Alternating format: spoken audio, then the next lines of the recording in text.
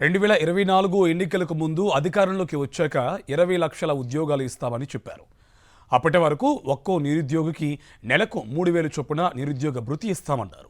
ఆ మేరకు Chandrababu and co సంతకాలు చేసి మరీ ఇంటింటికి బాండ్లు ఇచ్చారు. అదే విషయాన్ని వారి మేనిఫెస్టోలో కూడా పెట్టారు. ప్రస్తుతం వారు అధికారంలోకి వచ్చి 22 నెలలు అవుతుంది. ఒక్కరంటే ఒక్కరికి కూడా నిరుద్యోగ భృతి ఇవ్వడం లేదు. ఈ 22 నెలల్లో నిరుద్యోగులకు 13,200 కోట్ల రూపాయలు ఎగ్గొట్టారు.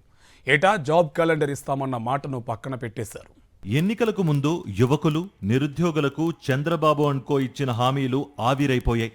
నాడు నిరుద్యోగులకు అరచేతిలో ఉద్యోగాలు చూపెట్టిన ముఖ్య నాయకులు ఇప్పుడు క్యాలెండర్ అంటే కాదంటున్నారు.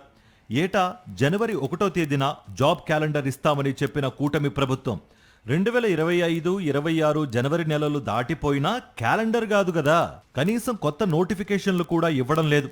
ఓ పక్క ఏటా దాదాపు 75,000 మంది నిరుద్యోగులు ప్రభుత్వ ఉద్యోగం పొందే వయోపరిమితి దాటిపోయి అర్హత కోల్పోతుంటే కొత్త నోటిఫికేషన్లు ఇవ్వకపోగా వైఎస్ జగన్ ప్రభుత్వంలో ఇచ్చిన నోటిఫికేషన్లకు సంబంధించిన degree, junior lecturers, polytechnic lecturers తదితర పోస్టులకు పరీక్షలు నిర్వహించడం పైన మీనమేషాలు లెక్కిస్తోంది. ఏఈ వంటి పోస్టులకు నోటిఫికేషన్లు ఇవ్వకపోగా 20 లక్షల మంది నిరుద్యోగులకు పదోగ్యులకు ఇస్తామన్న భృతిని సైతం ఎగ్గొట్టింది. జాబ్ క్యాలెండర్పై నిరుద్యోగుల నుంచి తీవ్ర ఒత్తిడి పెరిగి ఆందోళనలు చేపడితే వారిపై కేసులు బనాయించి అరెస్టుకు తెగబడుతోంది. జాబ్ క్యాలెండర్ ఇవ్వకుండా ఉగాదికి 10,000 ఉద్యోగాలంటూ లీకులిచ్చి నెట్టుకొస్తోంది. అధికారంలోకి రాగానే ఏటా జనవరిలో జాబ్ క్యాలెండర్ ఇస్తామన్న చంద్రబాబు హామీ అటకెక్కింది. గత ప్రభుత్వంలో ప్రకటించిన 21 నోటిఫికేషన్లకు సంబంధించి గ్రూప్ 1, 2 తప్ప ఇతర ఉద్యోగాలపై ఎలాంటి స్పష్టత లేదు. ఈ నోటిఫికేషన్లకు దరఖాస్తు చేసుకుని దాదాపు 10 లక్షల మందికి పైగా అభ్యర్థులు తమ భవితవ్యం ఏంటో తెలియక ఆందోళన చెందుతున్నారు. గత 22 నెలలుగా జాబ్ క్యాలెండర్ మాట అటుంచి ఏపీపీఎస్సీ నుంచి ఒక్క కొత్త నోటిఫికేషన్ కూడా ఇవ్వకుండా నిరుద్యోగుల భవిష్యత్తు అంధకారంగా మార్చేశారు.